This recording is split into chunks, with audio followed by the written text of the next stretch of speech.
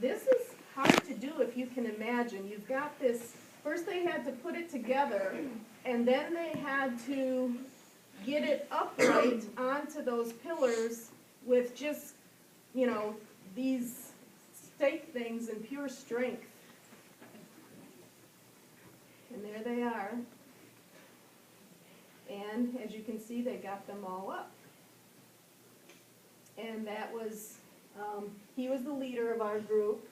And most of them were retired engineers, or this man, I believe it was him, or him, I can't remember, was a water expert, and that came in handy, which you'll see later.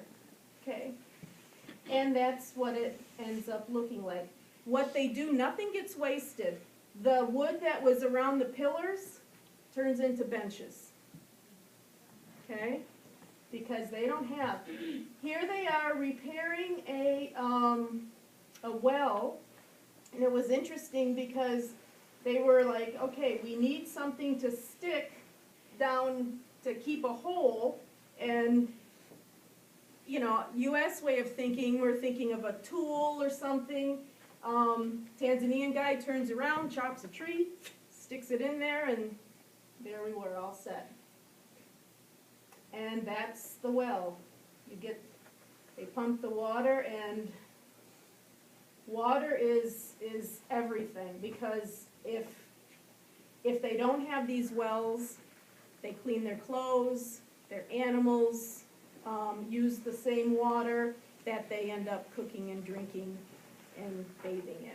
So clean water is essential. And there it is. They're very happy. They bring these rubber plastic buckets, and they really do. I know you've probably heard, oh, they walk miles. It's true. They do walk miles. Okay. Okay, it was that gentleman. He's taking this, they couldn't understand this well. A well cost about $2,000 to dig. And they could not figure out why the people would not use this well. So he took a water sample and brought it somewhere in the country, I'm not sure where, and found out that they had actually dug too deep, and the water was very salty. And so that's why they didn't want to use it. So they were going to try to repair it. And this is a different site. We were just setting up where the foundations would go, and Mr. Serrata would be happy to know that we use the Pythagorean theorem to get it nice and square. This is their old church, and you saw what the new one will look like. And we're back to these are the costumes that the ladies wear. As you can see, they have necklaces on similar to this one that was given me. And there we are in one of their homes having dinner after we worked. And it was pretty darn good. Usually goat meat, but they cook it in a really nice sauce. Tomatoes and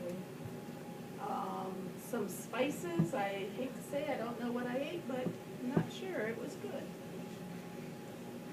Inside of a church. And this church, too, is falling down.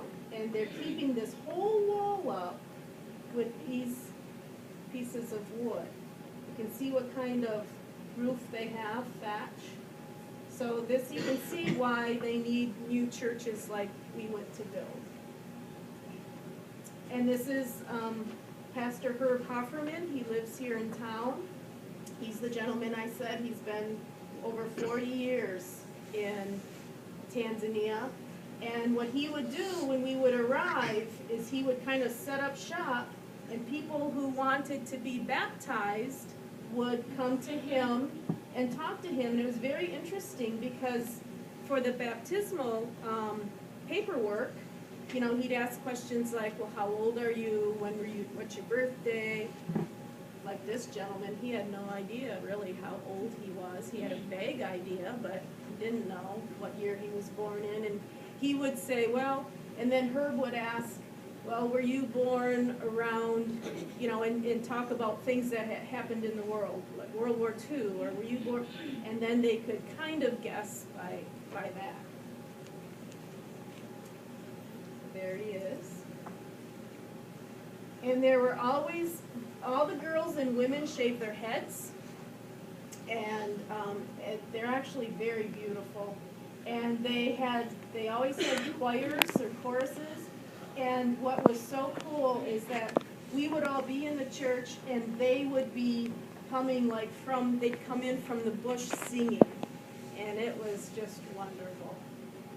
And then they'd have little dances that they would do for us with their singing. And there would be little babies like this on their mothers' backs, and our services would be 2, 3, 3.5 hours, and you would not hear a peep from those little babies. You wouldn't even know they were there. You didn't see them. Okay. And they did a lot of just like steps, like this with their songs. Beautiful voices. And he's getting baptized. So is she. So is that baby. Oh, we went to another village, and this woman, they said, do you want to see a brand new baby? I said, of course. So I went into this hut, and it was pitch black. Couldn't see anything.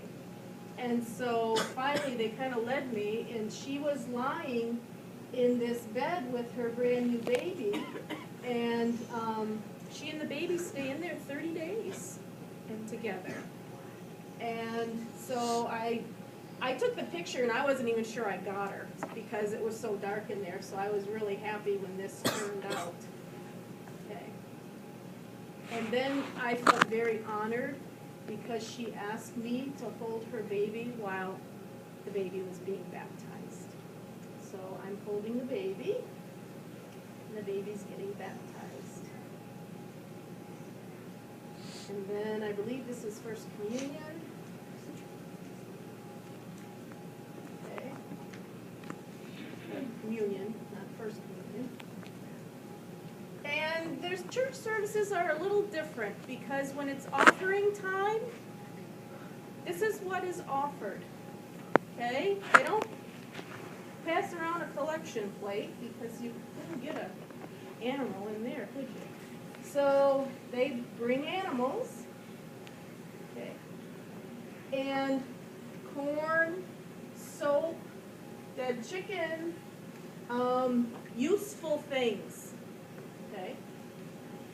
And then what happens afterward is after the service, everyone comes out, and while they're coming out, like pastor would shake a hand, and then that person would go there, and then the third person would come out, and then everyone that came out would shake and greet everyone's hand, so it was cool. And then there'd be an auction, and whatever money was raised from the goods that were given would then go to the church. And as guests, you know, we were kind of expected, and it didn't bother me a bit, to purchase these animals and then give the money and the animal back to the community. So like he bought that cow, and she bought those goats, and I bought those goats. And I bought, this is a different community again, and this woman had polio, I believe. Polio you think is not around anymore? Well, it is, just not so much in the United States. And her little son, in their homes, they build fires in the middle of the floor, well, the dirt floor, and her son had gotten into the fire, and so, you know, she had an injury, he had some issues, and so they really were very, very poor, even amongst themselves. So I bought her that chicken. I had never held a chicken before in my life. I wasn't quite sure what I was doing. Go ahead.